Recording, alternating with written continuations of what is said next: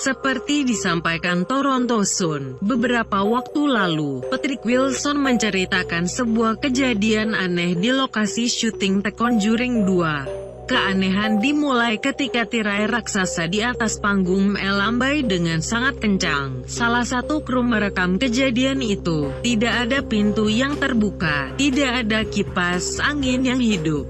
Tidak ada apa-apa. Kejadian itu seperti halusinasi dan membuat mereka takut. Katanya, kejadian tersebut bukan yang pertama kali dialami oleh Patrick Wilson di film pertama The Conjuring.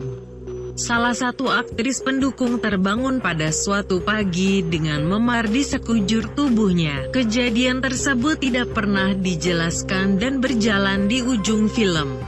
Itu belum pernah terjadi sebelumnya dan itu tidak pernah terjadi setelahnya, kata Patrick Wilson soal insiden aneh tersebut. Mengenai konsep lokasi film The Conjuring 2, Patrick Wilson menyampaikan, "Kami membutuhkan sesuatu yang besar, tidak hanya dalam skala, tetapi hal pentingnya, kami memulai dari Amityville, tapi kami tidak ingin membuat hanya di sekitar Amityville." Enfield merupakan salah satu yang paling dibicarakan mengenai peristiwa paranormal dalam sejarah Inggris, jadi sepertinya sangat cocok